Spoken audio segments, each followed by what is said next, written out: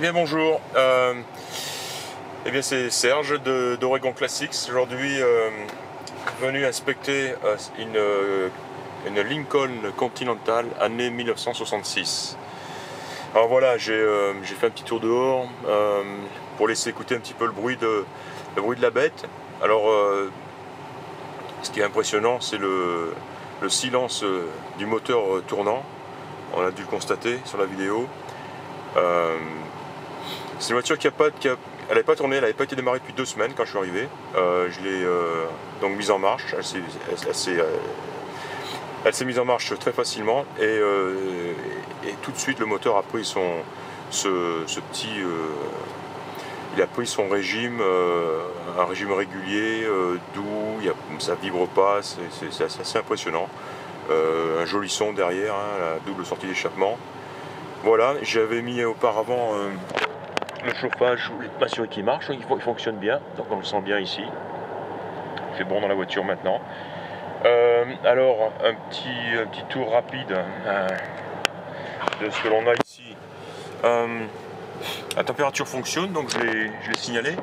Par contre, je n'arrive pas, on voit l'aiguille ici, elle est bloquée sur maximum, hein, sur la température, on voit ici 85 degrés hein, Fahrenheit. Ça s'étage de 65 à 85. J'arrive pas à régler, j'arrive pas à retourner, à baisser donc en fait la température. Non, ce bouton là ne répond pas quoi. Donc c'est un peu gênant dans la mesure où en fait la température est réglée au maximum.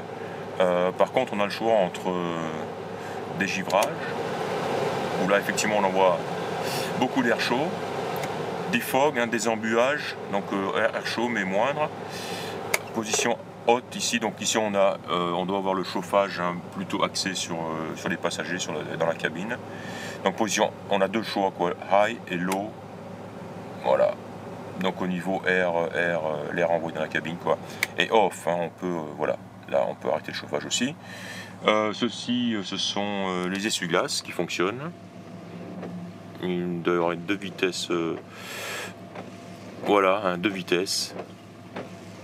Donc là on est en high, vitesse maximum, et ici en vitesse lente. Voilà, donc c'est tout, 2 positions. Voilà. Quoi d'autre? Une jauge à essence ici qui fonctionne. Les feux fonctionnent, la commande est positionnée ici, ils sont allumés, ainsi que les feux de croisement, hein. On le voit ici. Voilà. On a ici l'odomètre, enfin, les kilomètres. Ça, on verra si ça fonctionne une fois qu'on sera parti. La radio fonctionne. Par contre, j'ai pas réussi à capter de station. L'antenne électrique ne fonctionne pas. On a ici les boutons pour lever l'antenne et la descendre. Mais l'antenne ne sort pas. Donc l'antenne ne fonctionne pas. Voilà. Donc toujours pareil, hein, j'en reviens voilà, une énorme pédale de frein. Pédale d'accélérateur. Voilà. Un petit truc inattendu ici.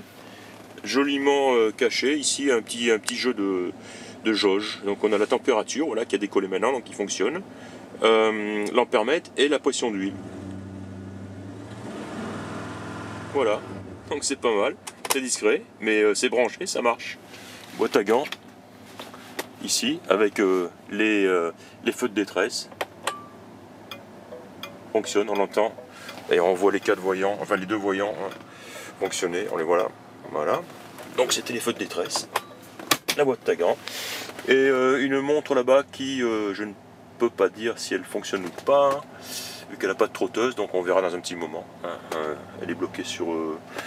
voilà. Ouais, ça m'étonnerait qu'elle fonctionne. Bref, alors cette voiture est bien sûr équipée de vitres électriques. Les vitres électriques, alors les 2 petites fenêtres, les 2 petites aérations sont électriques aussi. Sympa. Voilà, donc là j'opère celle de droite. Donc celle-ci fonctionne bien. Celle de gauche aussi. Voilà, c'est sympa, donc électriquement. Hein. Les vitres.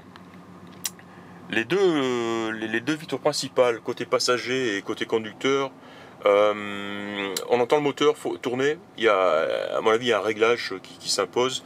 Elles descendent pas et elles remontent pas franchement, quoi, ou à la vitesse normale.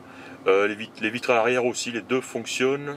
Non, je retire ça. Il me semble que celle de derrière, voilà, celle-ci ne fonctionne pas.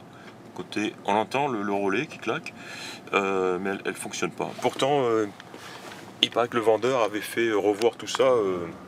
Tiens, on va remettre un peu des fogs là. Voilà, éliminer la buée. Ouais, le vendeur avait fait refaire tout ça. Les banquettes sont belles, sont en bon état. Bon vieux cuir bleu là. C'est confortable. L'arrière est en très très bon état. Ici, bon, je prendrai des photos. Le ciel de toit, il y a des taches, hein, on voit des taches de... Ça ressemble un peu de moisissure, ça. Hein, donc, je ne sais pas si c'est nettoyable ou si ça peut s'éliminer. Il y en a un peu partout, sur toute la surface. Ouais, là-bas aussi dans le coin, évidemment. À mon avis, le ciel de toit aurait besoin d'être remplacé. Ou alors un très très bon nettoyage. Voilà, voilà. Que dire d'autre? Donc, bon, la voiture est énorme, hein, très cossue, très luxueuse, très confortable. La moquette n'est pas fraîche.